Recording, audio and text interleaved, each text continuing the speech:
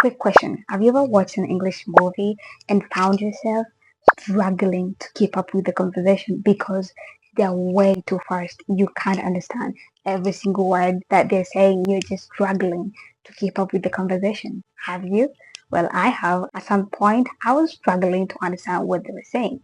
They were way too fast. It kind of felt like they were speaking a totally different language from English. It also felt like we're in a race and they've reached the finish line and I'm just at the starting point. If you're an English learner, I know you've experienced that. That experience stops today. In this video, I am gonna give you tips and tricks to help you understand fast English. Say bye-bye to struggling to understand English. Are you ready? Well, I'm ready. Let's get started. Some of the reasons why you are not able or you are still struggling to understand fast English is because you have not mastered these three tips. We have word linking, we have reductions, and we have contractions. If you master these three things, I promise you, you will be able to understand fast English without struggling to keep up with the conversation.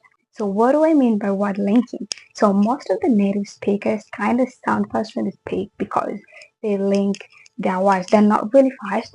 Word linking is when natives will link their words together. Let's say it's a sentence that link their words together to make it one. So they'll not like pause in the middle of a sentence. They just say it all together, especially if it's a short sentence. For instance, what do you think would be linked to what do you think? What do you think? What do you think about this bag? What do you think about this lesson? What do you think? Another example is good day, good day, good day, good day. Have a good day. The third example is how is it going? How is it going? How is it? How is it going? Not how is it going. So the moment you master linked words, you'll be able to catch up and understand first English. So I'd advise you as a learner, just go to the Google search bar and search linked English words and just look at a variety of words that can be linked when speaking. Master the skill of linking words. So the next step is reductions. Reductions. So American may reduce two or three words to one.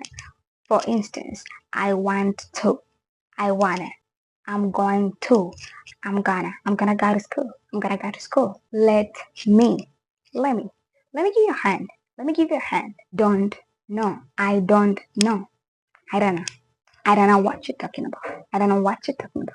Sort of, sorta, sorta, I'm sorta tired, I'm sorta hungry. I got to, I gotta, I got it. As a learner, if you are able to master reductions, you will start understanding fast English. And once again, go to Google and type in the search bar English reductions and just see how many reductions are there in English. If you do that and you start listening to fast English podcasts or just listening to fast English movies, you will be able to understand what they speak because you know that I want to, I want. When you hear them saying, I want to go to school, you just know, oh, that's a reduced one. So go ahead and search for English reductions and get a couple more examples. The third and the last tip is contractions. So contraction is where words like are not are contracted to aren't. They are not going out. They aren't going out. I cannot. I can't. They would. They'd. It'd go with him. In written English, you can easily identify a contraction by just looking for an apostrophe in a word.